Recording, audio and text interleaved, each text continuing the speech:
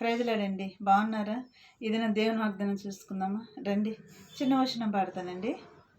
దగదగ మెరియు సూర్యకాంతమలి జ్వలించుచున్న దైవ నగరమందు, దగదగ మెరియు సూర్యకాంతమలి జ్వలించుచున్న దైవ నగరమందు, నీతిమంతులే సూర్యుని వలెను, నీతిమంతులే సూర్యుని వలెను నిత్యముగా ప్రకాశించుచుందురు.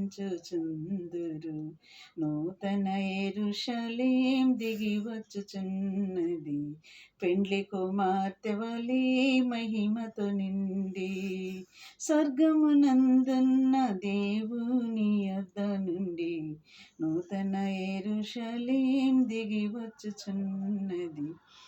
దేవుని వాగ్దానం మనం చూసుకుందామండి. హగ్గయ్య 2వ అధ్యాయము 19వ వచనం చూసుకుందామండి. కొట్లలో ధాన్యం ఉన్నదా? ద్రాక్ష చెట్లైనను, అంజూరపు చెట్లైనను, దానిమ్మ చెట్లైనను, ఒలివ చెట్లైనను ఫలింపకపోయిన కదా అని ఇక్కడ దేవుడు మాట్లాడుతున్నాడు. ఇంతకుముందు మీరేసిన పంట పండకపోయినా, అది ఆ ధాన్యము మీ కొట్లలకు రాకపోయినా దేవుడు ఇక్కడ మనకి మంచి వాగ్దానం ఇస్తున్నాడండి. ఇదను చూడండి.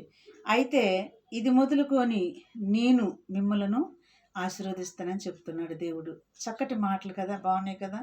ఏ పంట పండకపోయినా, ఏమి చేయకపోయినా, అయితే మీరు ఇంతకుముందు చేసిన ప్రయత్నం వ్యర్థమైపోతే, ఇప్పుడు నన్ను కలిగి మీరున్నారు కాబట్టి నేను ఇది మొదలుకొని నేను నిత్యం మిమ్మల్ని ఆశీర్వదిస్తానని దేవుడు చెప్తున్నాడు. ఇది నా వాగ్దానం అండి. ఇటు వాగ్దానాన్ని బట్టి మనం ప్రార్థించేద్దామా? ఆయన మొదలుకోవాలి, మన పట్ల కార్యం జరగాలన్నా, ఆశీర్వాదాలు రావాలన్నా.